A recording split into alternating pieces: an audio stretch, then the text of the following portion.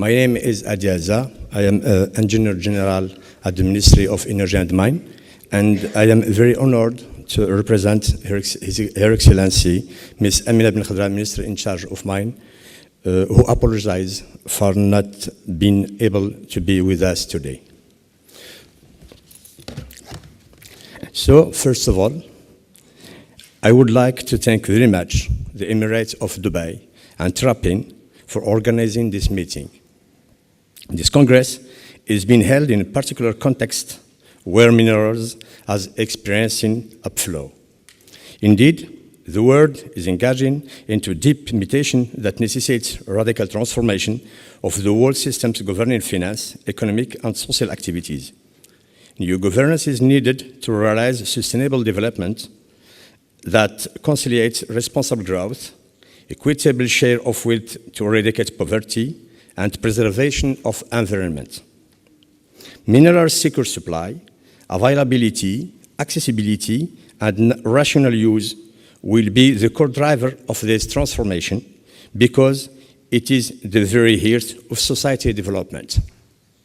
Morocco, as a key player in the sector, has the same concern while embarking in a new era of sustainable economic and social development with a global and integrated strategic vision encompassing all key sectors. I am sure that our meeting will give us fresh impulse to our mutual cooperation in mining exploration and development. Now, please allow me to highlight some of the main fundamental bases Morocco is identifying to ensure its transition towards sustainable development in the framework of a global New Deal.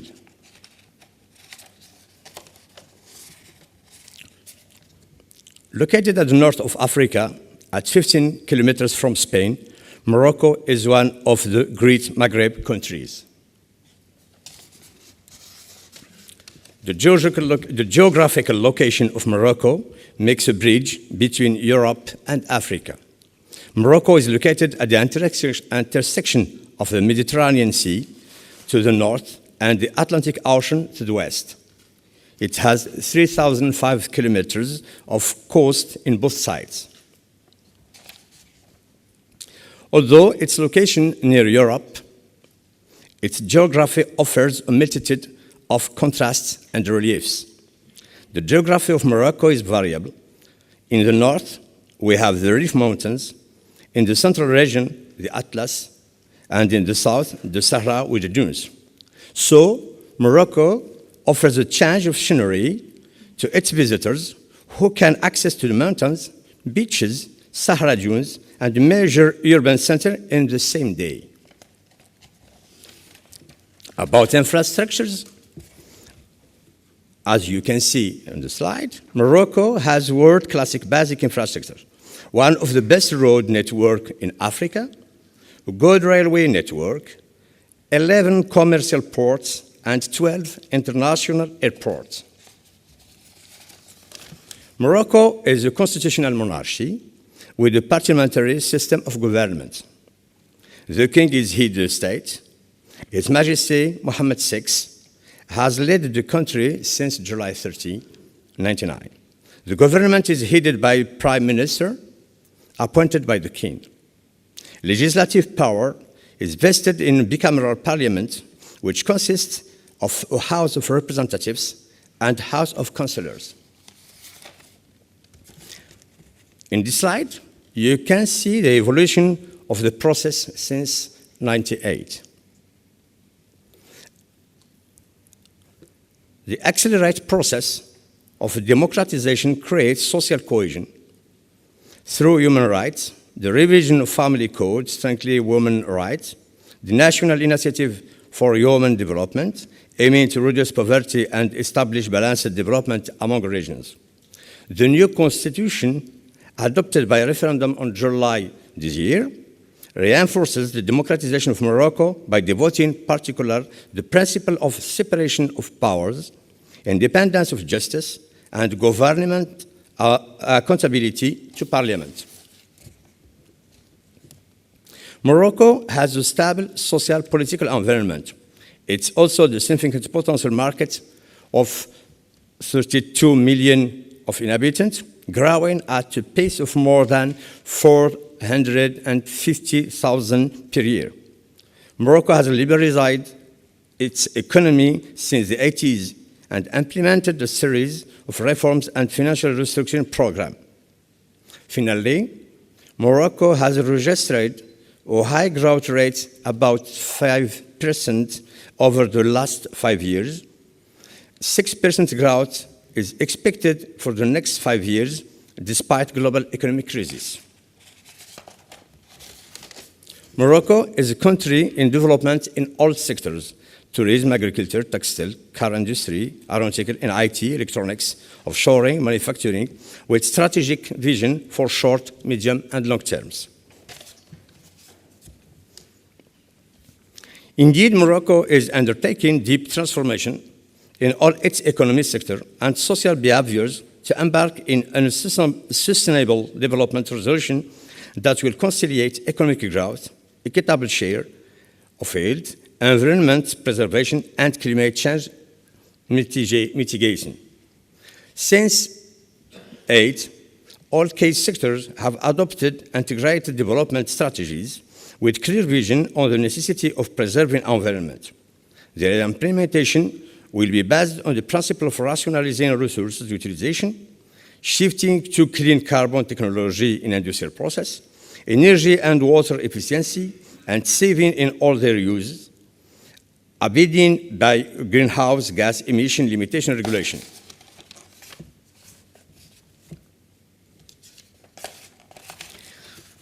It's a real new development concept which will conduct Morocco in the few next decades to become a developed and modern country, respecting sustainable development paradigm. In this regard, Morocco is strongly engaged in environment preservation as a national and international commitment. For example, today, only in lead gasoline and 50 ppm gas oil are marketed in Morocco. Morocco is also reinforcing its institutional framework with the enactment of major laws dealing with environment, the establishment of technical standards for energy device, for quality of liquids, gas use, and solid waste. Several laws are also in preparation: the energy efficiency law, the renewable energy law, the coastal protection law, and others.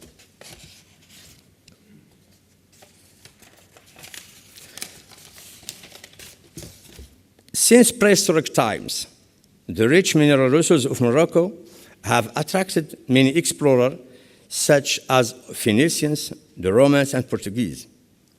Tens of ancient mines are produced silver, copper, iron, tin, lead, zinc, antimony, gold, salt, and other industrial materials.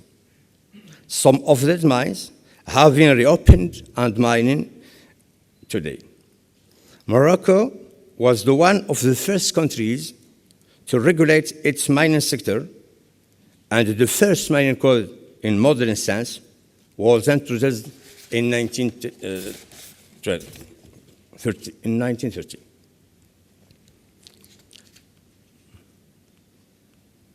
Thanks to its position between Alpine Europe and Precambrian Africa, Morocco presents a rich and diversified geology. Structurally, Morocco can be divided into 3 domains: the Reef, the Atlas, and the Anti-Atlas, and the Sahara. From the north to the south, the Reef domain with Alpine mountain ranges. The second one is the Atlas domain and the Meseta, with Epivarescan platform, Mesozoic and Cainozoic cover, known for phosphate rocks. The third one, in the south, is the Sahara and Anti-Atlas domain, with Archean in the south and Southeast Proterozoic and Paleozoic in north. And what about our geological infrastructure? Until 1996, the Geological Survey of Morocco was making geological maps at a rate about 3 to 4 cards per year. Sure, Morocco was mapped at 1 to 1 million scale, and the north of the country was mapped at 1 to 500,000 and 1 to 200,000 scales since the middle of the last century. But mining activities need more accurate maps. So, in 1997, we launched an extensive program of geological mapping to meet the needs of mining sector. The goal of the National Plan for Geological Mapping, PNCG, is to produce geological and geophysical and geochemical maps that can help exploration and mining research. As you can see in the slide, almost of the areas considered favorable for mining research were mapped at 1 to 100,000 or 1 to 50,000 scale. About geophysical infrastructure, we opted for airborne methods, aeromagnetism, radiometric, and aeromagnetic. We selected the areas known for their geological potential and mining interest. In this way, all Proterozoic and Paleozoic formations were mapped. Ladies and gentlemen, now please allow me to give you some information about Moroccan mining sector. This slide, you can see our deposits map of Morocco, and you can know and you see that Morocco is very rich mining country.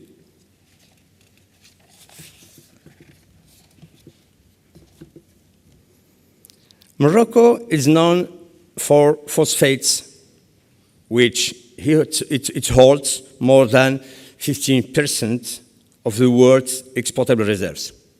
But it's also producer of minerals, such as lead, zinc, copper, manganese, cobalt, gold and silver, barite, fluorite, and bentonite, etc. Some key figures for the last year. The mining sector produced 6% of our GDP, more than 80% of the country's total export. We are the third producer and first exporter of phosphates under all forms. Our production is about 26.6 million tons of phosphate, near 4 million tons of phosphoric acid, and 101 tons of purified phosphoric acid. About market shares in international, 37% for phosphate, 50% for phosphoric acid, and 16% for fertilizers. Morocco is also, as I saw, producer of lead, zinc, copper, silver, gold, barite, cobalt, fluorite, salt, clays, and bentonite. Our ranking in Africa countries. This slide, we can show the position of Morocco for several products.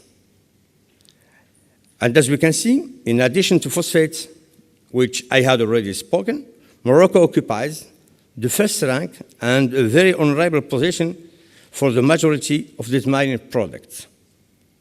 I am limited to key products, but you know that with geology as diverse as we saw, Morocco produces also, obviously, other minerals, and I invite you to discover them by visiting our stand in the first, waiting to see you soon in Morocco. On this slide, you have repartition of investment in mining sector that it's about $503 million for last year, or $3 billion US last 6 years.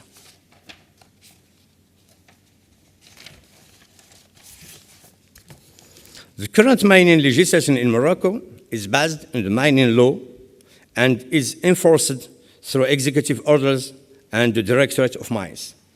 In Morocco, mining, except for phosphate, can be carried out by any individual or corporate entity, regardless for their nationality. The current regulatory framework is mineral substances are the property of the state and classified in 8 categories. Mining is regarded as a commercial activity and is governed by the principle of free enterprise. The right to work in mine is generally obtained on a first-come, first-served basis for all mineral substances, with the exception of phosphate, which remain a state monopoly. About regulation, the first permit granted is the research license. It's a square with 4 kilometers side. It's valid for an initial period of 3 years. It's renewable for another 4 years.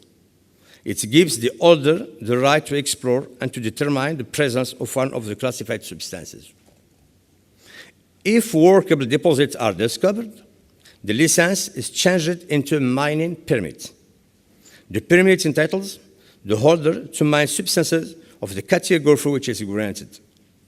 It's valid for an initial period of 4 years, renewable for 3 periods for 4 years each, with possibility of a special extension beyond this period for up to 12 years. Now, our mining legislation and regulation are under reform.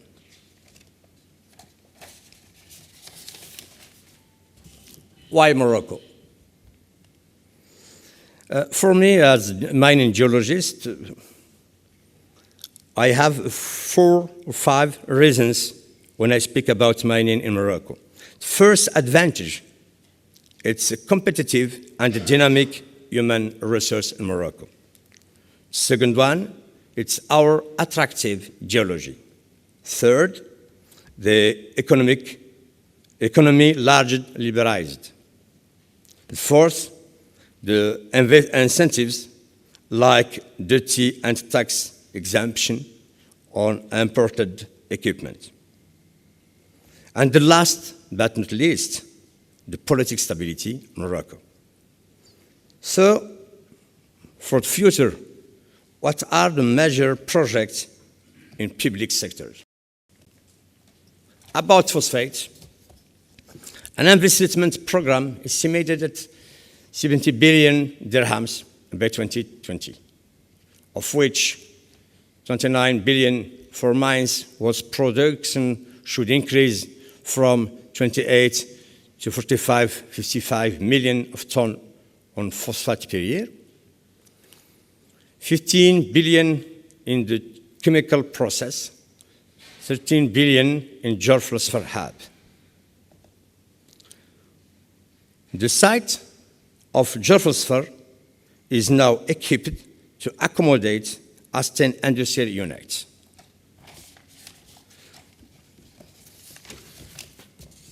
For other substances, the major projects undertaken by mines operators are developing the capacity and preparation of a new project for diversification of resources and improving the value of substance produced.